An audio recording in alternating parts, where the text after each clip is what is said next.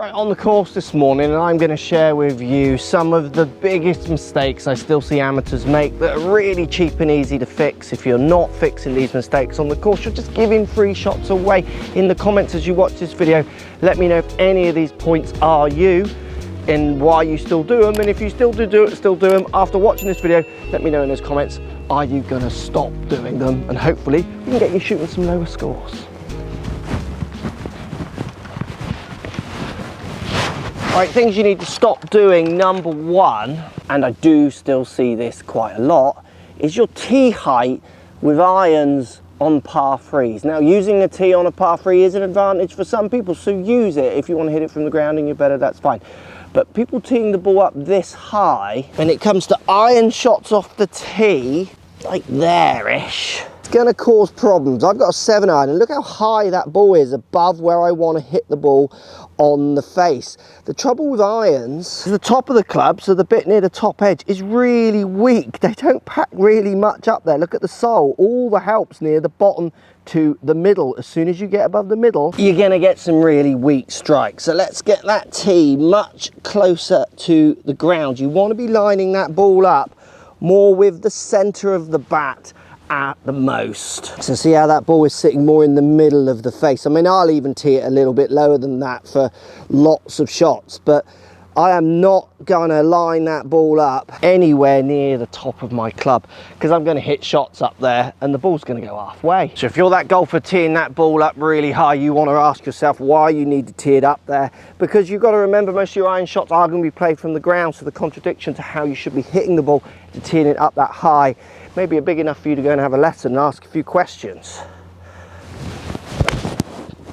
Get that ball teed up appropriately with those irons on par threes, golfers. Might just help you with your overall iron play from the ground.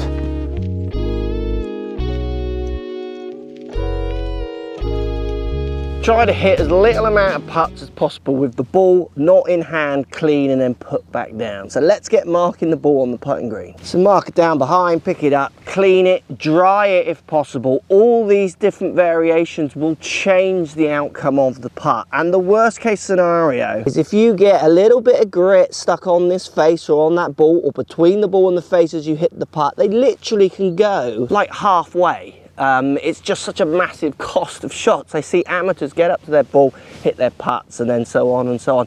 As you get closer as well, you'll see the tour pros mark, even tiny ones sometimes, because they just don't want that to happen. Obviously be realistic with the timings on that, but cleaning that ball where appropriate on the green will help you over the period of a season. The amount of variables on the green, and that ball was clean. Let's just not give these shots away. Remember, as always, if you're liking the video, hit the subscribe button, and the tips are helping you, maybe think about ringing that bell if you're already subscribed so you don't miss it on the next video, and let me know with a thumbs up. Idea number 3. Now, is this you? Come on, in the comments, let me know, is this you? If you're the person who's over the ball thinking, shall I use swing A for this shot, or should I use swing B for this shot? So you've got a swing, a movement, a change of ideas in your swing for every emotional twist and turn that you have on the golf course. You might be just playing a little bit too much randomized golf. So where I'm a great believer in having swing thoughts, and I'm a great believer in having a few to play around with even on the course, that's not how I would play golf if I was playing consistently. So in effect, I'll have a swing that makes the ball not go one direction and it makes it miss more on the other side, which I might use when there's certain trouble on certain sides. But that's much more built around me keeping the ball in play than the emotional roller coaster of, oh, the last swing didn't work, I'm going to use my other swing, or that one didn't work, I'm going to use my third swing.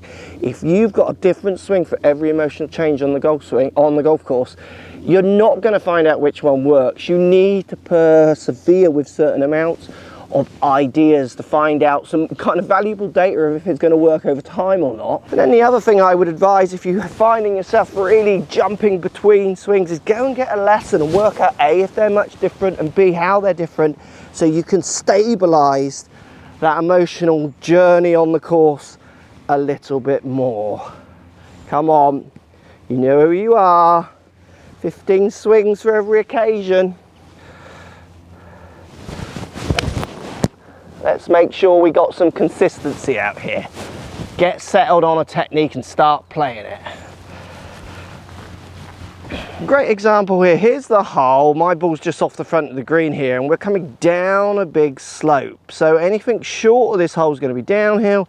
Everything past this hole is going to be often what people would call an easier putt. They feel like uphill's easier than downhill. Now you'll be amazed if we actually look at the data of that. It's not actually true within reason, but think about this, and this one amazes me that amateurs are still trying to do this. So I want what I perceive as the easier putt, the uphill putt, so I'm going to try and chip this past the hole. So I'm going to make a conscious effort to get past the hole, which I've done. Now what you'll find, if this is your strategy as a whole, now before we carry on, there's always going to be some outlier where it will help to be a certain side of the hole. On those rare occasions, often it'll be like just so obvious that you can't put the ball in a certain place. This doesn't apply, but as a rule of thumb on most shots, chipping the ball close as you can to the hole, opposed to trying to get one side of it, is going to be a better strategy. Let me show you why.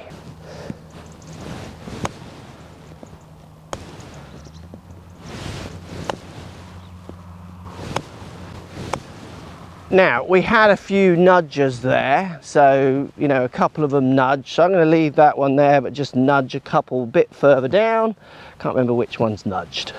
So, very basic chip, very simple lie. This is my dispersion, if you like, with these chip shots. That's me trying to chip them closer to the hole, as close as I can. Now, if I tried to get these all past the hole, on this instance, the two that was really short would come up closer. So in effect, as long as these ones stayed within the 2 paces, on that instance, you would argue I would be better off doing that. So they would have been closer if I tried to get them past the hole and have the uphill putt. But let's just flip the green around, and now I've got to try and leave it short of the hole. If I was leaving those short of the hole, now we've got 2 that are miles away, and some others, because they were all a bit short, are now going to be going way short of that hole. So thinking that we're good enough to disperse our chips all the short side and be in any way as tight as that, this is where the problem lies. The reality is we are going to be a dispersion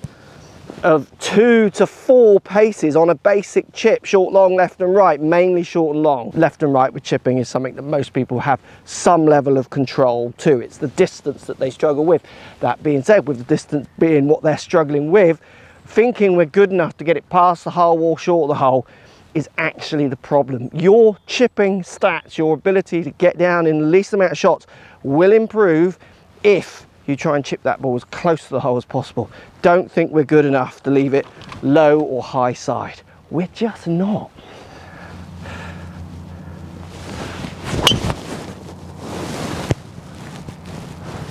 Oh, really? Come on, wind. Is that a joke? Oh, really? Look at that lie. Go on, kick right. That's got to kick right from there. Oh, how's that kicking straight? It's impossible.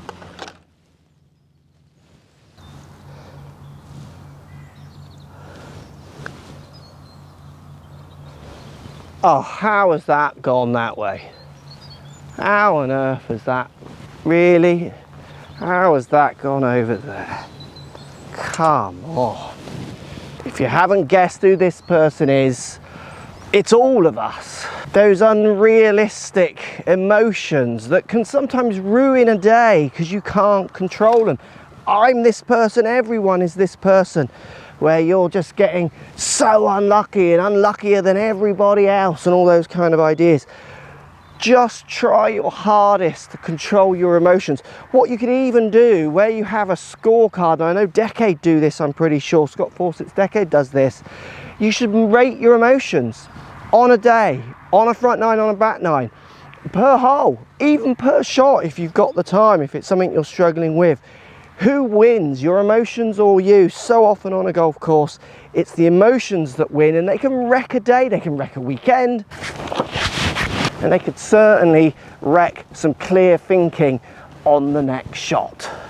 This is something I did as a teenager when I was getting very angry on the golf course, and it was definitely affecting performance, and I had some triggers to allow me to get control of myself, my emotions when things were going wrong.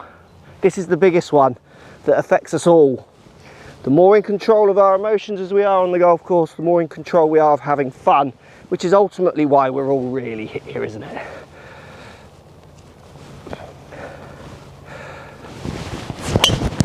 Well, I know some days we might ask ourselves that as a serious question. Are we really having fun today? Let me know in those comments down below.